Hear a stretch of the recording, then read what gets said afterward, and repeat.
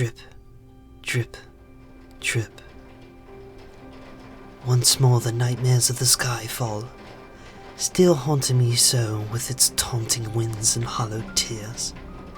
'Twould not even cease in order for me to lay my mother into the earth. I merely could only watch as the waters took her body. Now I am left with no one. No father, nor mother, no friend, nor acquaintance. Only an enemy. I do wonder if it takes pride in the suffering of man. Well, I cannot stay here much longer. Food would only last a week, and the firewood only 2 sunrises. So my choices are very limited. If I may die, then I'd rather die with valor. I have made a vow to discover the purpose behind this storm, so I prepare to venture out as my father did, packing all remaining rations and taking our rubber-covered skins to reflect the rains. I merely hope the winds do not blow it away. 'Tis my only hope of surviving the downpour. I put my sturdiest boots on my feet and the warmest coat on my back. Mother made it for me. It was her last gift to her child.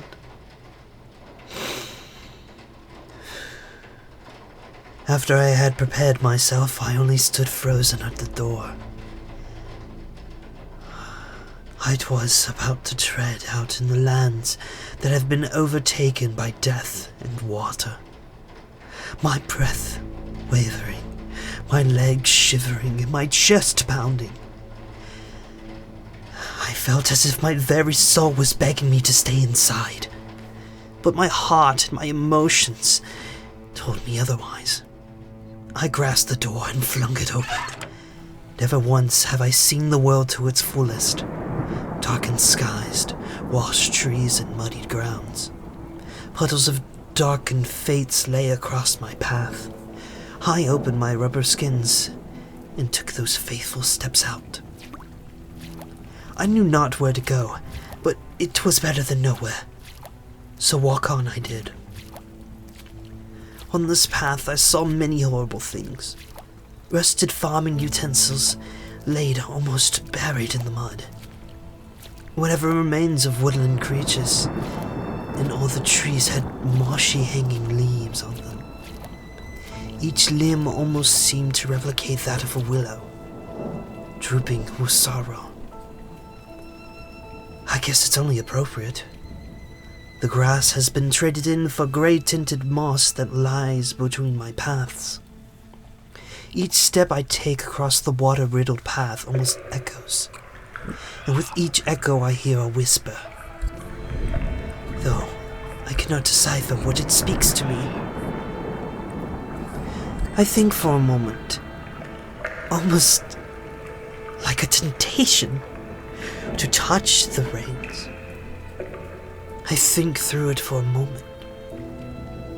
Foolishly, my curiosity took control, and I allowed a drop to touch my hands.